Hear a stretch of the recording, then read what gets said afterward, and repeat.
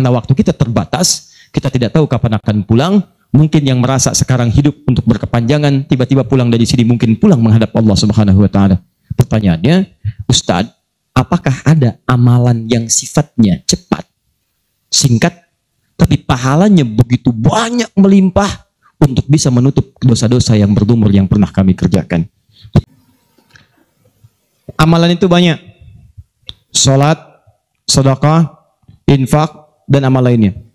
Tapi persoalannya, waktu kita terbatas. Begitu mengerjakan, ada yang wafat. Begitu belum mengerjakan, ada juga yang meninggal. Sekarang kira-kira, yang pahalanya banyak saat dikerjakan, yang kalau itu didapatkan, dosa-dosa banyak dihapuskan. Jadi kalau yang tadi biasa ngapus satu ini langsung, begitu dikerjakan, wah 1000 pahala datang, 1000 dosa gugur.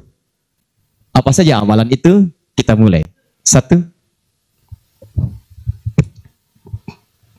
Semua amal kebaikan yang kita kerjakan, yang jadi amal saleh, bernilai hasanah, itu dalam fikih disebut dengan sedekah namanya. Ya, saya kasih konsepnya dulu supaya paham. Kullu ma'rufin sedekah. Setiap perbuatan baik itu namanya sedekah. Di nama umumnya sedekah. Salat sedekah, zakat sedekah, infak sedekah. Bahkan bahasa Al-Qur'an disebut juga dengan sedekah. Contoh, zakat ketika disebutkan dalam Al-Quran namanya sedekah. Ya, Quran surah ke-9 ayat 103. Khudz min amwalihim sedekah. Ambil zakat dari harta mereka, tapi disebutnya dengan sedekah. Ya, dikeluarkan pada 8 golongan sedekah. Ayat ke-60-nya, innamas shadaqatu lil fuqara. Infak sedekah. Buka Quran surah kedua ayat 264, paling kiri sebelah bawah. Ya ayyuhalladzina amanu la tubtilu shadaqatikum bil manni wal adha. Jangan kalian batalkan sedekah-sedekah kalian dengan perbuatan yang merusak. Apa contohnya? Kalladzi yunfiqu malahu ria'an nas, seperti orang infak yang riya. Jadi infak disebut dengan sedekah. Di semua perbuatan baik kita, salat kah, haji kah, umrah kah, puasa kah, semua namanya sedekah dalam fikih. Nah, sedekah ini kemudian oleh Nabi dibagi kepada 2 bagian. Ya. 1, ada sedekah yang saat dikerjakan itu pahalanya terus ngalir tuh. Terus mengalir. Bahkan dahsyatnya, maaf sekali, orangnya wafat pun tuh pahalanya terus datang sampai dengan kiamat. Di sepanjang di muka bumi ini belum kiamat, maka pahala akan terus datang, ngalir. Dalam bahasa Arab sesuatu yang mengalir disebut dengan jariyah. Maka muncul istilah sedekah jariyah. Sedekah jariyah. Ya, maaf, asalnya bukan amal jariyah, sedekah jariyah.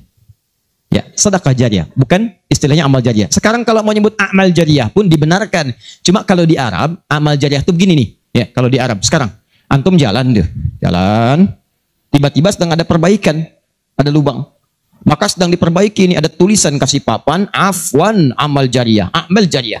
Maaf, ada pekerjaan jalan mengganggu Anda lewat. Di Arab itu amal jariyah itu pekerjaan sedang berlangsung mengganggu orang lewat. Sekarang begitu. Ya. Makanya kalau ada orang naik ke bis bawa kotak gitu kan, mau minta-minta, maaf Pak, amal jariyah, betul, ganggu orang lewat. Ya.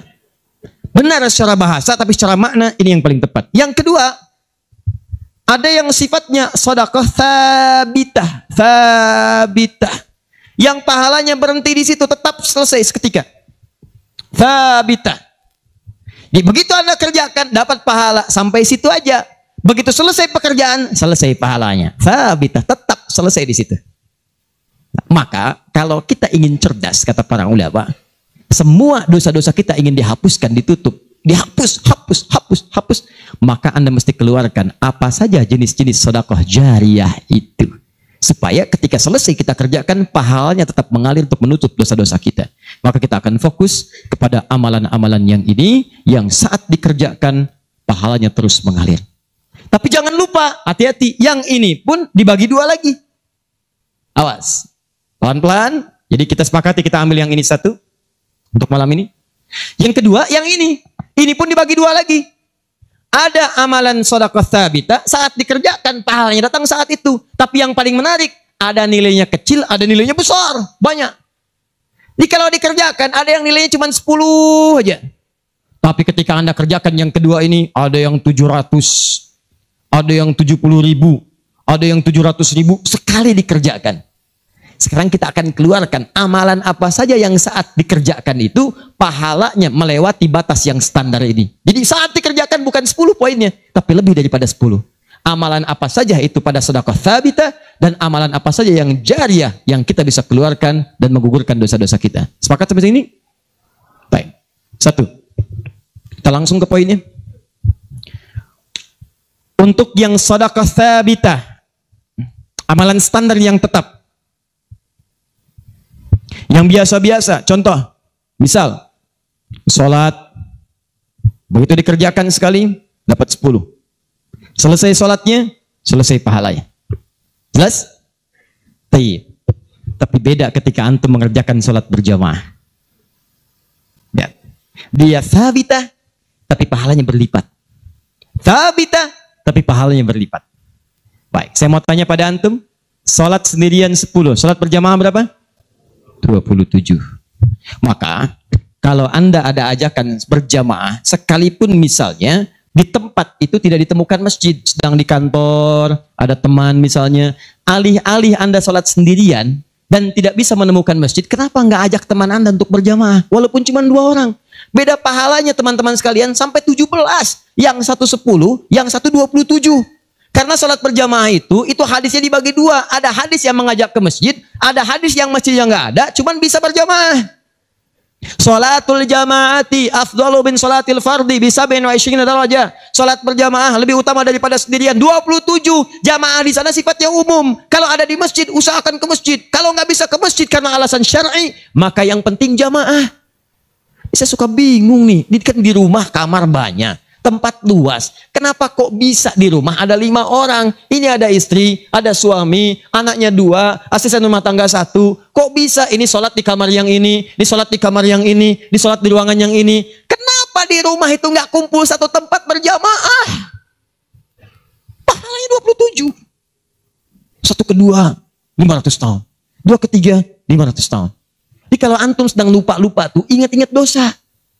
Daripada milih sendirian cuma 10, berapa dosanya pada saat itu? Boleh jadi pahala sholat antum 10, tapi dosanya pada hari itu 20. Tuh. Bagaimana cara nutupnya? Maka biasakan naikkan. Jamaah. 1, sholat berjamaah. Karena itu panggilan-panggilan sholat dalam Al-Quran seringkali menggunakan bentuk jamaah. Silahkan cek. Panggilan sholat pertama Al-Baqarah ayat ketiga. Alladzina yu'minuna bil ghaib wa yuqimunas.